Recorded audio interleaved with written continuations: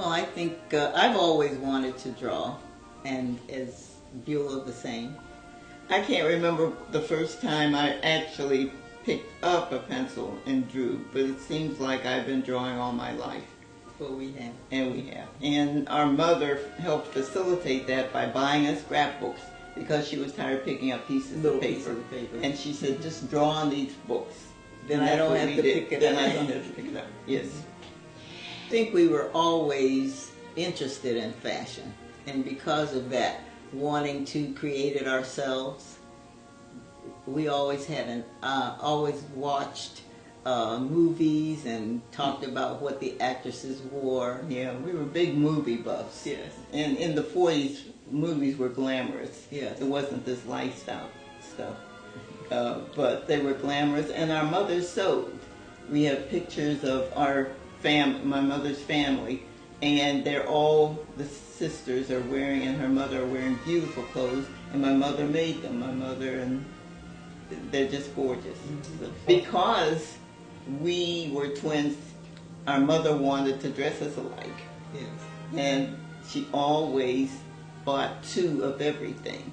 Until we discovered that we would have a better wardrobe and more to wear if they were different. It doubled because we were the same size, so it doubled our wardrobe. Our teacher sent our portfolios out for scholarships, and we received 2 scholarships, one to Cheney Teachers College, which is in central Pennsylvania, and one for the Pittsburgh Institute of Art. And both of us said, oh, we don't want to be teachers, we want to be artists. So we let the Cheney scholarship go, and because we were not 18, we were just 16, they told my mother that she had to come and register us. So we go down to the... Not we, she. She went down. And when they opened the door and let her in, she says, I'm the mother of Beulah and Bertha Williams who received scholarships. They said, we don't take colored students. So, no scholarship.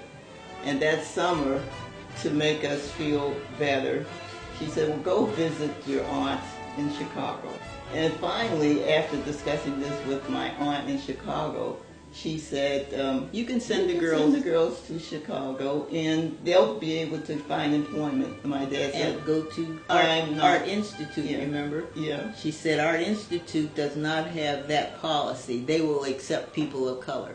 And my dad said, I'm not sending my daughters anywhere. We will all move to Chicago. We started looking for employment, and someone told us about the Urban League, and they sent us to Montgomery Ward, and Montgomery Ward wouldn't hire siblings. And we decided we wanted to work together. So the woman at the Urban League said, we'll try Spiegel.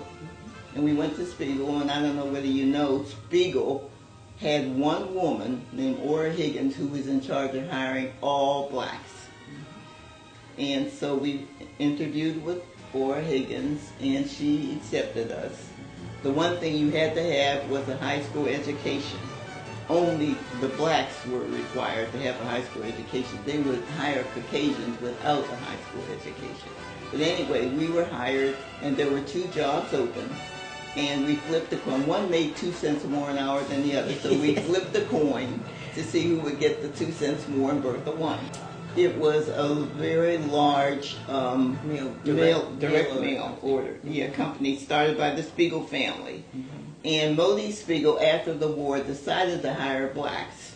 And he told... That's why he hired Ora Higgins to screen. To do the integrating. Mm-hmm. And he also called all of his vice presidents and said what his decision was, and that he wanted them to accept Ora's choices.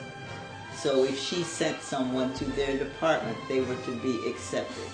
We didn't get into the art end of it until later on, but you start because of our artistic ability, and you could move from one department to the other, from writing to editing to directing, and that's how we made our path, our climb. Yes.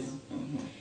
The first African-American designer that I remember was Willie Smith.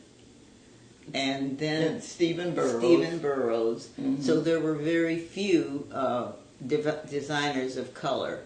There is so much opening up now for young people, but it takes perseverance, and it takes being willing to accept a turn down. Yes, yes. You know, yeah. you can't be afraid Of rejection. of rejection. Yeah.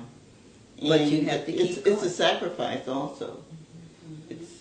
But I think she's right. Nowadays, all doors are open, and if you have the talent and the willingness to sacrifice and the willingness not to give up, maybe do this on the side, and then, as actors, wait tables until they get that role Yes. that puts them over. You can do the same thing if you're a fashion designer.